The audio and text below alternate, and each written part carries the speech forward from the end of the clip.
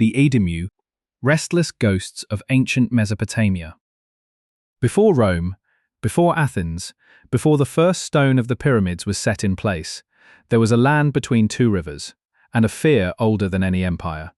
The people of ancient Mesopotamia believed that when the dead were not properly buried, not properly mourned, not properly remembered, they did not rest. They wandered, they hungered, they returned. They called them the Edimmu. The Edimmu were not gods.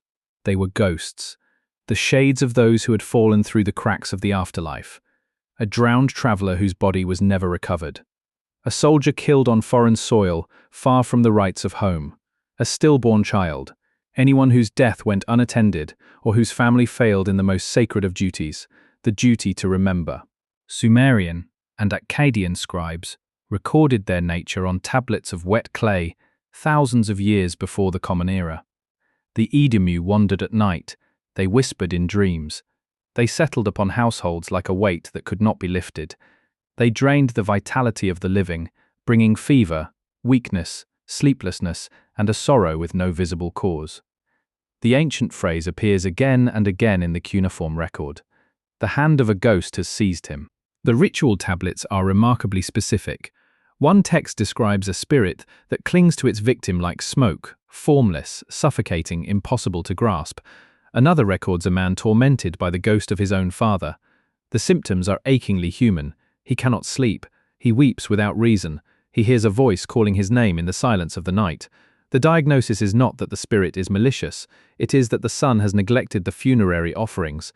The ghost has returned not to harm, but to remind. The Mesopotamians did not merely fear the Edimmu. They answered them. Families left offerings of bread, fresh water and oil at household shrines, sustenance for the dead in the dim underworld below. When a ghost could not be quieted, the exorcist priest was summoned to burn cedar, speak incantations, and guide the spirit back across the threshold between worlds. These were not acts of panic. They were acts of maintenance, the careful, practiced work of a civilization that believed the boundary between the living and the dead required constant tending. What were the Edimmu, really? Scholars today see in them something more than superstition.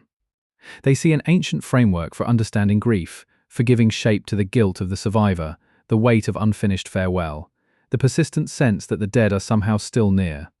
5,000 years later, we still speak of being haunted by memory. We still place flowers on graves and whisper to headstones.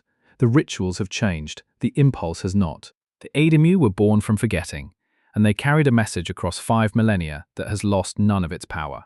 Do not forget us.